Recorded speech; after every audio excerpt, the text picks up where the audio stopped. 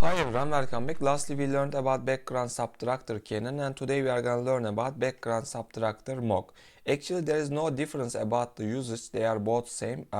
The parameters are also same they are taking. So for example, history, threshold, and the text shadows are the same parameters like the KNN part. Okay.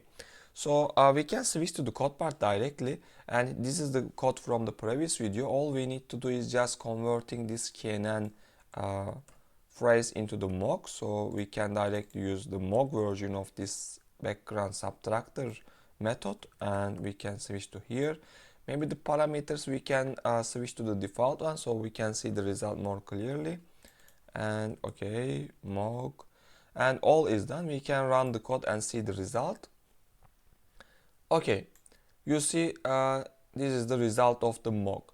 So for this video, I will not talk about the parameters and the others because we already talked in the KNN part. But I'm gonna talk about the difference between KNN and the MOG. Why, in which cases we should use which one. So this is important. Maybe I can take simple notes.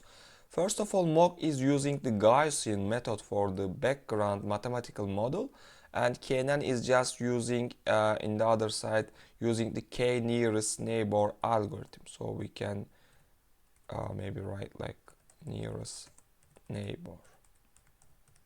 Okay, this is the about the mathematical difference between these two algorithms.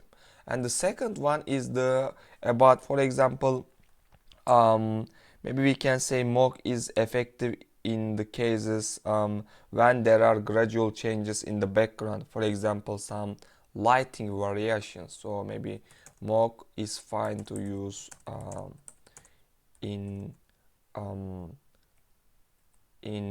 gradual changes, maybe we can write.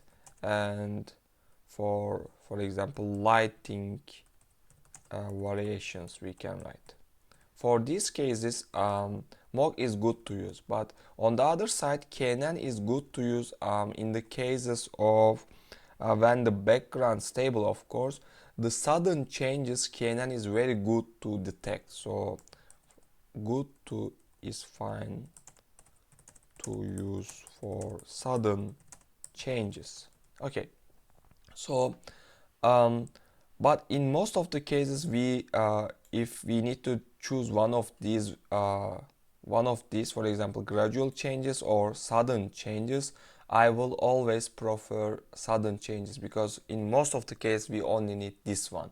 So in my experiences also, I mostly use KNN in my work because KNN is more efficient to me comparing to the MOG, just for according to my experiences.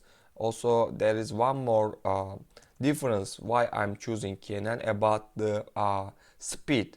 MOG is more slower than KNN, so KNN is also faster.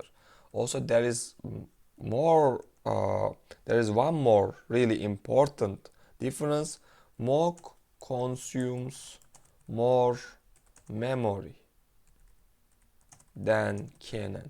So for the machine side, which machine you are using, MOG is gonna make you slow. Also it's gonna consume more memory than KNN. These are two important differences why we should use KNN. Also about mathematical, maybe we don't need to deal about what it's using, because in my videos you know I'm not focusing the mathematical side. I'm just focusing the usage and how we are using that in the code part. So also the scenarios, which scenarios we need to use these functions. So I'm focusing that part. So MOG is only fine in the gradual changes, in some lighting variations. Maybe if you have a specific case, it's okay to use MOG. But in most of the time, KNN is gonna help you more than MOG. This is my this is according to my experience. So for this video, I'm not directly focusing how MOG results looks like because we already talked in the KNN part. So I just shortly discussed the differences between KNN and the MOG. So for this video I'm done actually. Thanks for watching.